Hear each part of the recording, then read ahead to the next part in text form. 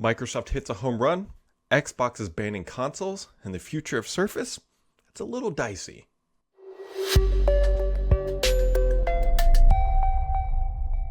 Happy Friday, friends. It's Friday, which means it's a good day. It's a good day of the week. Hopefully you had a wonderful week. We got a lot of news out of Camp Microsoft, and there's just a lot to talk about here in a late July Friday as we're starting to, it feels like the second half of summer, but I guess technically it's still kind of the first half. But you know what? We're careening through the hottest months, at least in the northern hemispheres. Hopefully you had a wonderful week. Let's just dive into the news because Microsoft dropped their earnings this week and they pretty much knocked it out of the park in most areas. So top level numbers here: revenue of $56.2 billion, which is an astronomical amount of money, increased 8%. Net income is the amount of dollar dues that get put into the bank account after all expenses are paid, was $20.1 billion, an increase of a mere, and I'm joking there, of 20%. That is a huge year-over-year growth. Some high-level numbers again here. Microsoft 365 consumer subscribers grew to 67 million. LinkedIn revenue increased 5%. Xbox content and services revenue increased 5% as well. Windows OEM revenue decreased 12%, and Surface revenue dropped 20%. That is year over year, and that's honestly not on a great previously comparable year. And so, yeah, Surface is doing a Surface thing. I don't think Microsoft is going to be killing the Surface brand. I think there's too much invested. They're great products. Like, here's a Surface Book 3 I use literally every time you see me on front of this camera. Like, it's a good device. But I think they're just running into just issues where overall the PC market has been down. And so, talking with people internally, it actually sounded like Microsoft was a little bit more optimistic about, being only down only 20%, because that seems less than the industry average. So on one hand, it's like we only dropped 20%, but on the other hand, it's like you still dropped 20%, and it's not exactly a huge volume business for Microsoft either way. But the question becomes, is Surface in trouble? Because let's be honest here, like year over year declines like that, we're hearing that the Surface Duo is, this is the Duo 1, the Duo 2 may not be getting upgrades, and Duo 3 doesn't look like it's happening. Surface Neo isn't really happening. The Surface, the proper Surface Studio, which you can't see, it's right off screen, I have one right over here, is not coming back. And the Surface Laptop Studio, I believe, is going to get refreshed later this year. I think we might also see a Surface Go laptop refresh might be on the agenda as well. There's going to be some AI Qualcomm stuff, but it feels like Microsoft is pulling back on the bigger bets in the hardware space, and I think it's primarily because the margins aren't there. The business has effectively matured at this point, and it doesn't look like it's going to be a huge area of growth. Now, again, people are going to interpret this and say Surface is dead. I don't believe Surface is dead. I think Microsoft, as noted by Amy Hood on their earnings call, that they're going to be focusing on higher margin product, realistically means that they're just going to keep the things around that actually make sense. So Surface Pro, I think, is sticking around because that's like the iconic Surface thing. And then we'll see like a Surface Laptop, the Surface Studio, and maybe the Go is kind of somewhere. The tablet Go version, I'm not so sure about, but the laptop Go seems like it might be sticking around too. And that just might be the product line for Microsoft. Rev the chips, keep the same kind of style and design, and just keep moving forward.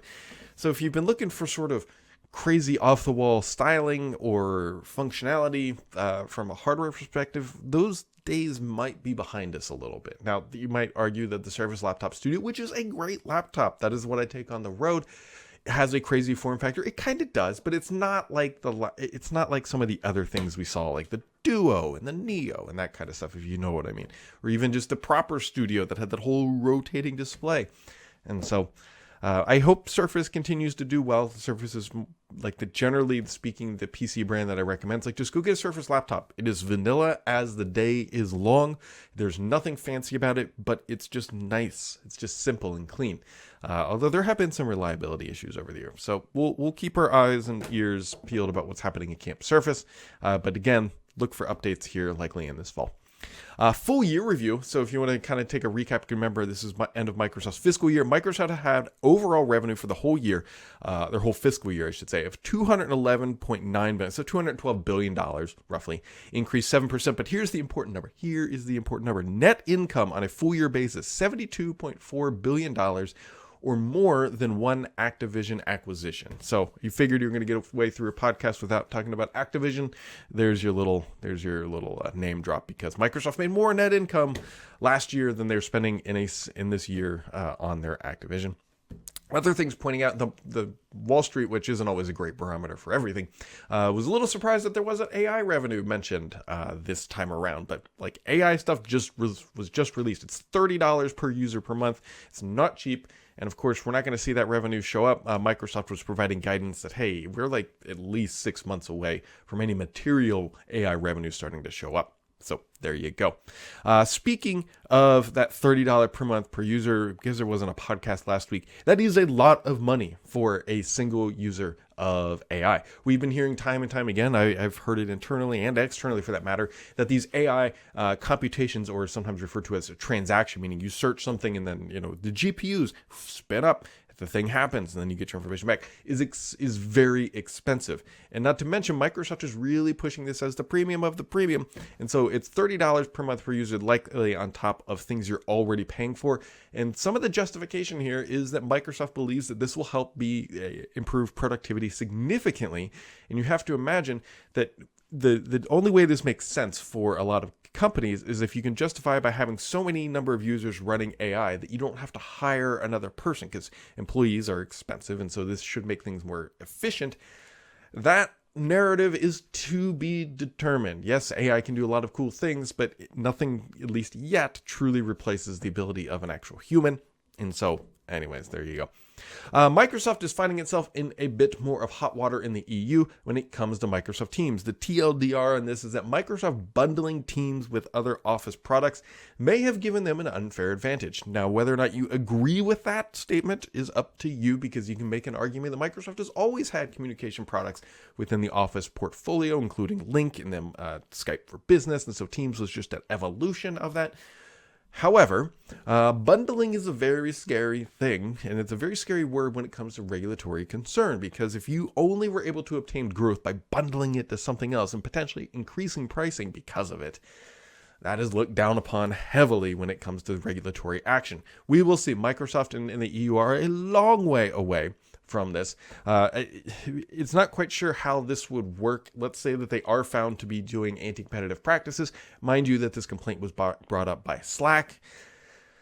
What does Microsoft do? Do they take Teams and then say, let's say you're paying $10 a month, now Teams is $5 a month, and your other Office productivity stuff is $5 a month? That might be where they go. Of course, Microsoft's going to love that, because they've already won. Let's be honest here. They have hundreds of millions of monthly active users running Teams. I thought it was 300, but I can't recall if that's correct. Doesn't matter. It's hundreds of millions are using Teams every day. They're going to continue to pay for it. Now, Microsoft has two different things they can change the pricing of, and so maybe they win that way. I don't know if that's what they will do. We will see. This is the one to watch, I think, is most likely to land Microsoft in like serious hot water. Not the Activision stuff, but the Teams and bundling and that sort of thing. Microsoft is making its Bing chatbot available in Chrome and Safari. That artificial limitation was done just to try to boost probably Edge adoption, but now Chrome and Safari users can do it. Also, there's a Bing dark mode, I believe, that is rolling out if you've been losing your eyesight over, I don't know, not having dark mode. That is about to change. Microsoft is also now kind of officially, we heard this previously, but now it's for realsies, that Microsoft is going to be swapping out the Mail client in Windows starting in 2024. Actually, if you're on some of the insider channels, you're already seeing it show up, which is, I don't like the new Mail client. That's just me. I like the very simple, basic built-in Mail apps, and now I've got to find another one. And yeah, so there you go. On to the gaming news, because if that tech dump wasn't enough, gaming has got a lot going on as well. Xbox dashboard rolling out now. So Microsoft announced this dashboard, which is up on the screen here, is now rolling out to everybody. They've been testing it on through the Xbox Insider programs. Not a dramatic overhaul, but it's more, like Microsoft calls it the new dashboard. I call it more of like the refined dashboard, because it doesn't look significantly different. You basically got your shortcuts at the top, and then the game icons are smaller so you can see more of that background. And that's really about it. There's no HDR. There's no really new functionality. It's just sort of moving the deck chairs around, making it a little smaller, making things a little bit more maybe eyeball friendly at the end of the day. On a more serious note, though, Xbox is starting issuing temporary bans to consoles. If you got caught up in the craze recently of putting an emulator on your retail console, you might want to go ahead and quickly remove that. There's been a lot of screenshot surfacing, and Microsoft clearly is not happy that emulators are showing up on their console in the retail format for various reasons. One, it's a huge liability. Someone's going to make an argument that, no, Brad, it's not a liability. But tell you what, Microsoft is not going to be taking any sort of risks when it comes to IP protection and its partners. And so, yeah, if you are running homebrew emulators and that sort of stuff on your retail box, I didn't say dev box. I believe right now it's only impacting retail boxes. Be very, very careful. Microsoft also revealed its final Games with Gold lineup this week. That is correct, my friends. Final Games with Gold. So 3D platformer Blue Fire, Inertial Drift, and these will be free to claim up until August 31st. Remember, Games with Gold is going away. Actually, the Xbox Live branding is going away too, to become Xbox Core or Xbox Game Pass Core, and Games with Gold will be going away in favor of some titles from Game Pass now being available on that Core subscription. So there you go. Xbox Alpha and Alpha Skip Ahead insiders can now test a new controller mapping option. So what this allows you to do is to bind keyboard keys to the Xbox. I believe it's the Elite controller initially, because it has additional buttons. So if that's appealing to you, there you go.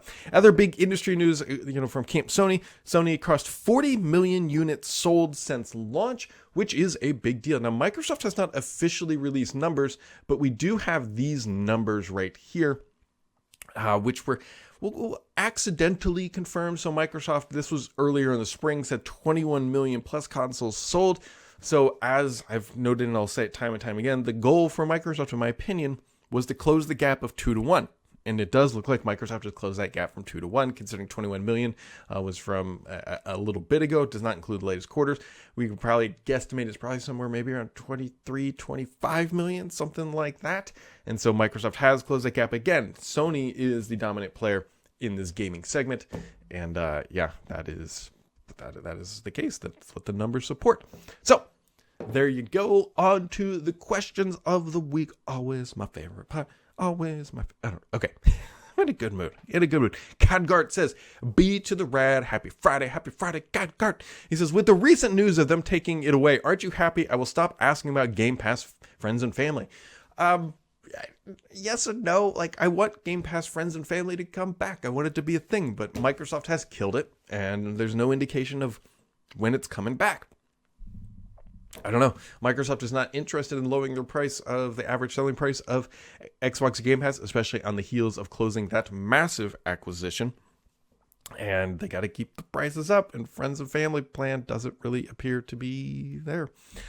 Second question, he says, is there anything you'd like to see change with the Xbox controllers in regard to features? Well, we already got USB Type-C. That was a big one. I'd love just some more robust controllers. Stiff drift is still an issue on some things. I would love, the thing that I would love to see in, say, an Elite series, the next gen Elite Series 3, if you will. I'd actually love replaceable thumbsticks. So I have my Elite Series 2 is actually over by my console. I'm looking around like I can grab it. So I have mine tensioned all the way. I like it really taut. I like it stiff. And they're getting a little loose. Like the Series 2 is a great controller. I use it every time I play Xbox, but I'd love to be able to just swap out those actual analog sticks. I have zero idea how easy that would be from a modular component perspective sort of thing. You can already change the thumb sticks, you can tighten them, but the springs in there, which I'm assuming is what it's using when you're tightening that screw, they're starting to show their age. And so that would be one thing that I would love to say. Other things I would also love on this is really personal, on the Elite Series, the design lab for the Elite Series 2, I would go spend money on this if the color wasn't terrible. The orange that they have is not, I would love to, I'm a huge Cincinnati Bengals fan, and the orange and black combo that you can make with the Elite Series 2 through their design lab is nowhere near the orange specifically, the Cincinnati Bengals color.